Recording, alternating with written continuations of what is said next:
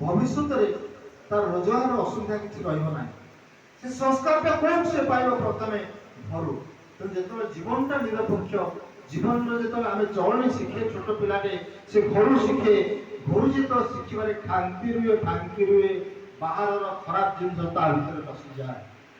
ଘରୁ ସେ ପ୍ରାର୍ଥନା କରିବା ଶିଖିନେ, ଆମେ ଶିଖଉନେ। ଛୋଟ ପିଲା ପ୍ରାର୍ଥନା କରି ଉଠି ପାରୁଛି, ଉଠି ପାରୁନି, ବଡ଼ ହେଲେ କରିବ। ଦଶମ ପରୀକ୍ଷା ସରିଗଲା, ହଷ୍ଟେଲ ପଳେଇଲା। ଆମ ସୁଶାନ୍ତ ଭାଇ କୁହନ୍ତି, ଡକ୍ଟର ସୁଶାନ୍ତ ଦାସ କହିଲେ, ମୁଁ ଯେତେବେଳେ ହଷ୍ଟେଲରେ ଥିଲି, ଘରେ ସବୁ କରୁଥିଲି, ମୁଁ ହଷ୍ଟେଲ ପିଲାମାନେ ମୋତେ କମେଣ୍ଟ କଲେ। ମୋ ବେଡ୍ ପାଖରେ ଯେଉଁ ମୋର ରୁମମେଟ୍ ଥିଲା, ସେ ମୋ ଫଟୋ ଲୁଚେଇ ଦେବ, ମୋ ଇଷ୍ଟକୁ ଡବା ନେଇଯିବ। ବେଳେବେଳେ ଲାଷ୍ଟ ଠାକୁରଙ୍କୁ ଫୋଲ୍ଡ କରି ଫ୍ରଣ୍ଟ ଭିତରେ ପଡ଼ି ପ୍ରାର୍ଥନା କଲି, ଠାକୁର ଏଠି ମୋତେ କିଛି କରି ଦେଉନାହାନ୍ତି, ମୁଁ ମନେ ମନେ କରୁଛି। କିଛି ଦିନ ପରେ ଦେଖାଗଲା, ରୁମ୍ ତାର ସିଫ୍ଟ ହେଇଗଲା। ଯେଉଁ ରୁମ୍ ପିଲାଟା ହଇରାଣ କରୁଥିଲା, ସେଠି ତାଙ୍କ ରୁମ୍ ଆଉ ଗୋଟେ ରୁମ୍ ପଳେଇଲା। ତାପରେ ସେ ତାଙ୍କର କରିବା ଆରମ୍ଭ କଲେ। ଆଉ ସେ ପିଲା ଏବେ ସୁଶାନ୍ତ ଭାଇ ଡକ୍ଟର ଅଛନ୍ତି। ସେ ପିଲା ଏବେ ଫୋନ୍ କରି କହୁଛି, ଆରେ ମୋର ଗୋଟେ ବାହାଘର ତମେ ଗୁରୁଜୀ ପରିବାର ହେଇଛି, ସ୍ୱସ୍ଥ୍ୟ ଫ୍ୟାମିଲି, ମୁଁ ଦୀକ୍ଷା ନେଇ ସାରିଲିଣି, ସ୍ୱସ୍ଥ୍ୟ ନେଇ ସାରିଲିଣି। ସୁଶାନ୍ତ ଭାଇ ତାଙ୍କୁ ଉଦାହରଣ କରୁଥିଲି।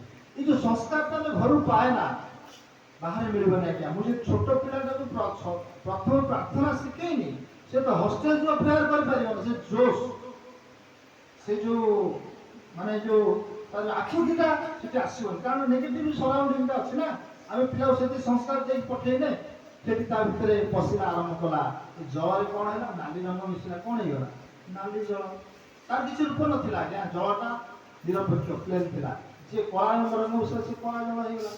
ଯିଏ ତା ଦେହରେ ଆଲକୋହଲ ମିଶିଲା, ସେ ଅଲଗା ଜିନିଷ ହେଇଗଲା। ତେଣୁ ଜୀବନଟା ଧୀରେ ଧୀରେ ଧୀରେ ଧୀରେ ମାନିପୁଲେଟ୍ ହେଇ ଚାଲିଲା। କାରଣ ସଂସ୍କାର ନାହିଁ ଜୀବନରେ। ପିଲାଙ୍କୁ ଆମେ ଶିଖେଇଲେ ପ୍ରାର୍ଥନା, ନାମଧାନ କି ଆମର ପ୍ରଣାମ କରିବା, ଗୁରୁଜନ ଗୁଡ଼ାକ ଶିଖେଇଲେ, ଧୀରେ ଧୀରେ ଜୀବନଟା ଧୀରେ ଧୀରେ ଧୀରେ ଧୀରେ ପ୍ରତିଶ୍ରୁତି ହେଇ ଚାଲିଲା। ଜଳ ଯେମିତି ଯେତେ ଦୂରକୁ ଯିବ ସେତେ ପ୍ରତିଶ୍ରୁତି ସେଇଭଳି ହେଇ ଚାଲିଲା। ସେଥିପାଇଁ ଦାୟୀ କିଏ ଆଜ୍ଞା? ମୋ ପରିବାର ପାଇଁ ମୁଁ ଦାୟୀ କରିବାକୁ ପଡ଼ିବ।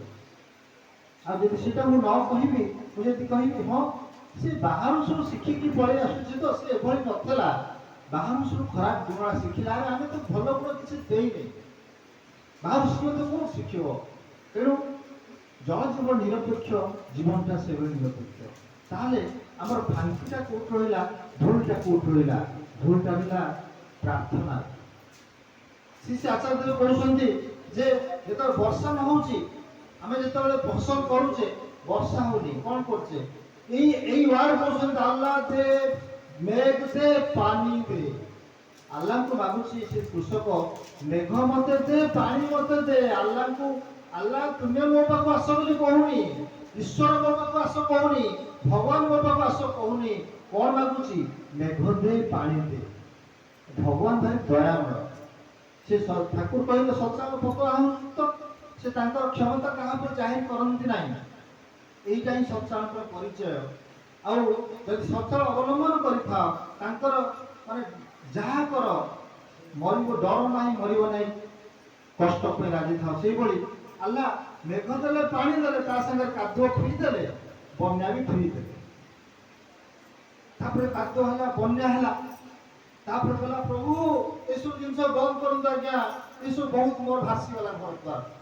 ତୁ ତ ମାଗିଥିଲୁ, जब अपनी चाहत खुद को चुकता है, दादा कौशल एग्जैक्ट वर्ड रे गोटे वाइब्रेशन अछि, मु सेति हिंदीटा कहली, अपनी चाहत, मो चाहिबाटा खुद को चुकता है, निज को फोड़ी हुए, कष्ट लागे, सेतबेले से पुणी भगवान प्रार्थना करे जे प्रभु मते क्षमा कर, मु मागी के भूल कर देली। बहुत बड़ी उदाहरण आप देखिए, ये मागी छी ठाकुर मो पिला डाक्टर हो जाओ, जा पिला डाक्तर हो गला, बहुत धरी फरेन पड़ेगा, वृद्ध बुढ़ा बुढ़ी ठाकुर पाखे बस कष्ट पाँच, ठाकुर बहुत कष्ट अच्छे, आश्रम में आस रही आज्ञा चली पार।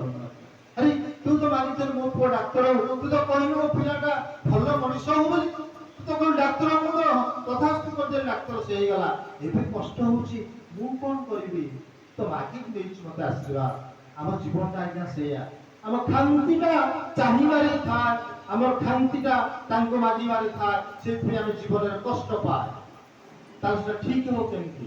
तार उदाहरण कहले जे प्रति समय प्रति मुहूर्त जो तांको सहित मु युक्त थी, नाम माध्यम, नामटा मन को तीक्ष्ण करे ना, ଧ୍ୟାନ ସ୍ଥିର ଗ୍ରହଣକ୍ଷମ କରେ।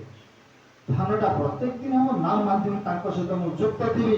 ଦେଖିବେ ଆମର ଚାହିଁବାଟା ଆମର ଧୀରେ ଧୀରେ ଧୀରେ ଧୀରେ ତାଙ୍କ ମାଫିକ ହୋଇ ଉଠିବ। ଆଉ ଆମର ଚାହିଁବାରେ ଫାଙ୍କି କିଛି ରହିବନି। ମୁଁ ଭଲ ମଣିଷ ହୋଇ ଉଠିବି, ମୋ ପିଲାମାନେ ଭଲ ମଣିଷ ହୋଇ ଉଠିବେ। ସର୍ବଶେଷ ସମସ୍ତ ମଙ୍ଗଳ କାମନା କରୁଛି। ଜୟ।